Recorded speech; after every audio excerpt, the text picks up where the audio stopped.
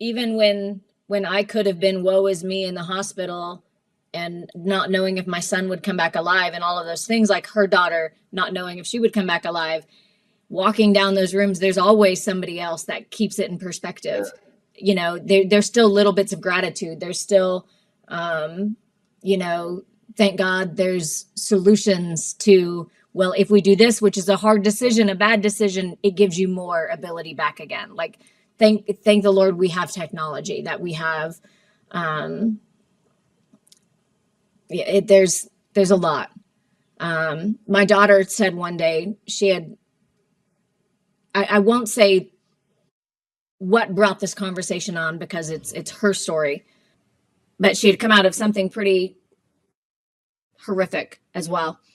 And we were standing outside of a Panera Bread, and she was having a moment, a very bad moment. She was very, when you've been through enough trauma, everybody who has been through enough trauma understands moments can hit you, triggers. You never know what's going to trigger a moment to hit you. It could be a commercial. It could be something you see. It just happens. And she was in a moment, and she just broke down. We were about to go in there and have lunch, and she was just crying outside on the corner of the parking lot at the sidewalk. And she was like, "Mom, why did this happen to me? Like, why is this allowed to happen?" And in the moment, as a parent, nothing equips you for certain answers, like nothing. Even as a friend, nothing equips you. If you were sitting there like, what can I say? And I said the strangest thing on the planet. I told her that, I said, "Savannah," I said, I think God understands that there are certain people who can handle different things. Like this Stephanie seems like, you know, a very stubborn, strong-willed woman. Oh, yeah. Right?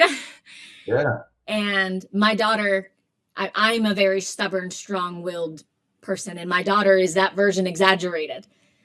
And I told her, I said, "Listen," I said, "look at Rosa Parks." I said, sure. She was not the only person on a bus. She was not the only person going through things. But here's the thing. I think God put certain people in situations, even when they're bad, because they have the strength of spirit and will to do something about it.